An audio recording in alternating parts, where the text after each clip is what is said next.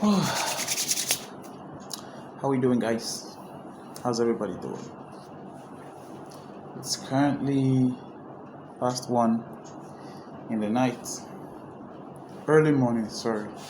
Early morning. And it's currently the ninth day of the 7th month, July 2026. And I just wanted to do this video, to document something that has been a problem to me, something that you know has been affecting my trading for a very, very long time now, and it's called recency bias. Yeah, recency bias. Don't worry, I'm looking at the charts here. I got my levels all marked up. Don't worry about this nylon. I just don't want ducks on my shit. That's why I just wrapped it around like this. So we have our chart marked up, and trying to see we could if we would be able to take a trade on Asian. So back to as I was saying, there's this challenge I've been having with trading. I have a lot of challenges though, but this is one of them. I think it's called what's the right word again? Recency bias. Yeah, recency bias. Like I said before, I'm gonna find a way to be editing these videos, make it good, make it look, classy, and give you that good thumbnails and all. Yeah, I'm gonna look for a way to do that. So recency bias is basically, you are, in a particular idea, in a particular plan, and all of a sudden another plan comes by the way, another plan comes into the picture. You didn't actually take that plan, just like the way we have A plus setup, B plus setup. You're waiting for your trade normally, you're waiting for your setup to play out, and then all of a sudden there's this good looking candle, this juicy candle that you felt like, oh, I don't want to miss out on this one. Let me just enter from here. You could enter for any reason. Your reason of entry could be anything. Like me before, I would enter because, oh, I want a better entry, or oh, I want a better entry so that if I'm supposed to risk $20 on this trade, $20 on this trade, I would be risking maybe $10 using the same lot size. So I normally use 0.02 majority of the time. If we have if price, the candle size, you have to do the measurement thing. Yeah, so instead of me to risk $20, I would want to enter from, if this was supposed to be my entry and price hasn't tapped my entry, I will enter from here, so that even if it stops me out, it's going to stop me out at a $10 loss. And I did this over time. Sometimes it worked, sometimes it didn't. Majority of the times it didn't. And the time it worked, I took profit and I gave back the profits another day, which also tells you how important it is to stay with your plan. So as I was saying, back to recency bias. You have your plan and price hasn't gotten to your plan. The market is not doing what you're doing, so you just enter.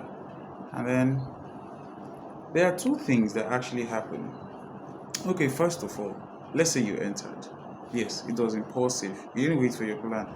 And then now you're in drawdown. Or now you're in profit. Now, recency bias happens when you didn't enter the position. When you didn't enter the position, and then it starts going into potential profit. It starts going to the profit area, and then you feel like, oh, I should have entered this position actually. And then you do something, you go to the charts and you mark the level you were supposed to enter. Mind you, this was not your plan. This was not your real plan. Your real plan was to wait for price to get to a certain level or to get to a particular level, and then for you to execute. Now, you didn't wait for your plan. You actually didn't enter. Sorry, you were waiting for your plan, and then price just kept, dipping or pumping. And then you were like, oh, if I enter from here, I would have gotten, a good price. I would have gotten a good trade. I would have gotten a lower risk with a bigger profit, you know, if you understand what I mean. And then from that, you will go and calculate how much you would have made on the trade, and then you'll be like, oh, I should have entered this trade, I should have entered this trade, I should have done this. But in another scenario, it might actually make you enter, and then you'll be like, oh, the last time I didn't enter, okay, but it went to take profit. Oh, this is the same scenario, and the market always repeats itself. Yeah, you're going to find the same scenario another day, and then you would enter, and then it hits stop loss, and then you're here thinking, oh, I'm not a good trader, I did this bad, I didn't follow my stop, I didn't follow my rules, I didn't wait for the plan to actualize, all those kind of stuff. And then you start hating on yourself, and so on. I think it happened to me the other day. I think that was on Tuesday. It happened to me on Tuesday and on Wednesday morning. Yeah, Tuesday and on Wednesday morning. So on Tuesday evening, on Tuesday I normally trade after New York Open. After New York Open, I'll wait. I think New York opens by 2 p.m. my time. I'll wait for. Sorry, New York opens 1:30 p.m. my time. I'll wait for an additional 1 hour 30 minutes for the new 4-hour candle to open. The new 4-hour candle opens after New York due to, let me put it like that, due to daylight savings and all. So I wait for that new 4-hour candle to open. That's the 4-hour. That 4-hour candle is what I trade. Now I, drew my plans. I did everything I was supposed to do, and then came the waiting part, and then I was waiting. I would want price to do 3 things for me. Price would do 2, and go and hit a supposed take profit. I would see another setup. I'm waiting for price to close below. Price would not close below. It would just push down like that, and then that's how it was doing. That's how price was acting, right? From that, trading time till like the next 4-hour candle, which was 7 p.m. my time.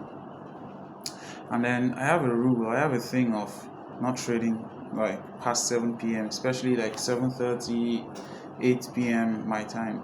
I have a thing for me not trading. Why? Because if I didn't see any trade during New York, after New York open till that particular time, there is no volume, or due to lack of volume, I have not seen a trade. It is not at that time past 7 that I would see a trade, so I would just call it a day and wait for the next day. But that day I saw a good setup, and then I was like, I don't think this is gonna work, because volume, I've been waiting for volume ever since that there were market participants, a lot of market participants. It's past New York Open. Past New York Open, the volume and everything. I think the volume was, I thought the volume was dying, and then I was like, oh, there's no need to trade again. What's the use? And I closed my platform. I came back 3 minutes later and I saw that price gold was dipping. And mind you, I saw a setup. And I didn't take it because time was, fast spent. And I thought there was no volume, and then price was pushing down, which was my direction. Price was going to my direction with, massive speed, and I think that trade I would have made 6R on that trade, which was a banger for me. That would have been a banger for me, you know. And I couldn't forgive myself. I constantly kept, bothering myself about it. Oh, you should have taken this trade. Oh, you should have done this. Oh, you should have done this. Oh, you should have done that. Oh, you shouldn't have done this. Yeah, it kept on ringing in my head. I, could not sleep. I felt hurt. I felt pain. I felt like the market had just done me dirty. You know, all these things. And then the same thing happened the following day morning. I was waiting for price to, close below a particular level because I trade support and resistance to close below a 15-minute support, but it didn't. It closed right at the 15-minute support, and then I was like, I can't take this trade because price didn't close below to take the sales, and then price just kept dumping down. On that one, I would have made like 8R on that one. So those 2 days would have made me solid for the week. You should see me that day. For 2 good days that trade didn't go well. Not that my trade didn't go well. It's supposed trade didn't go well.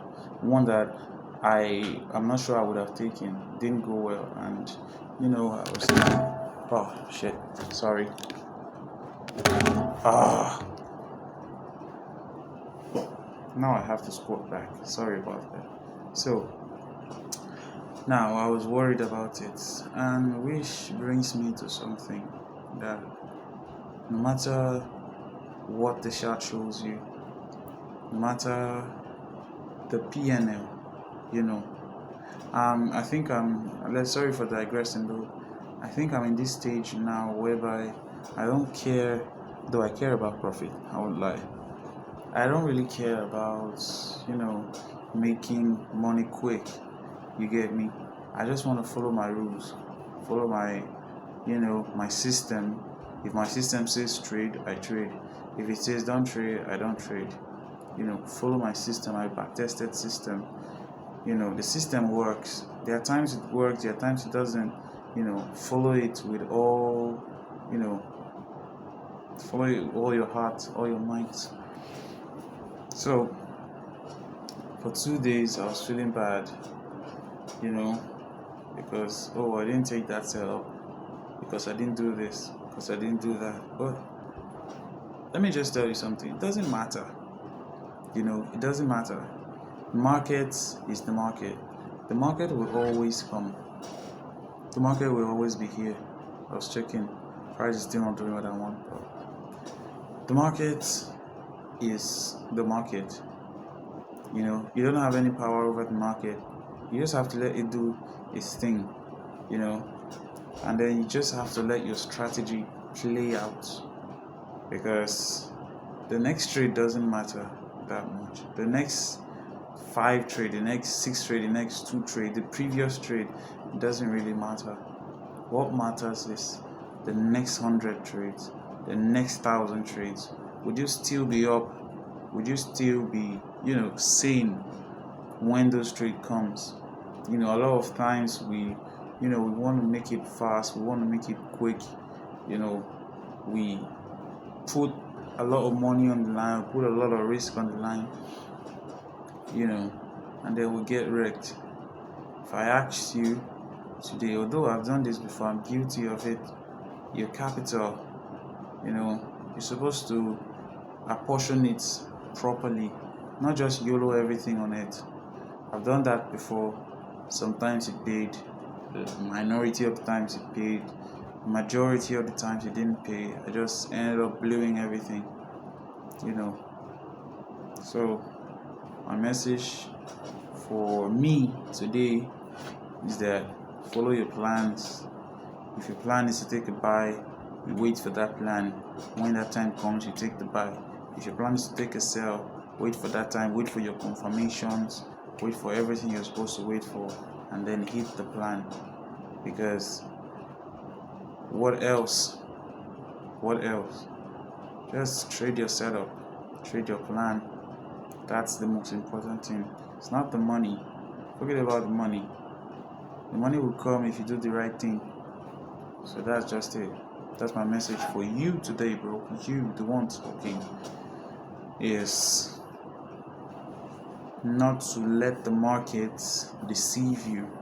Don't let the market dictate to you what you should do. Well, the market dictates to you what you should do, but don't let the market deceive you, because the market is deceptive. I don't know, is the market deceptive, or we just create our own illusion, you know? And yeah, that's it. So just trade your setup, obey your system, obey your rules. Peace.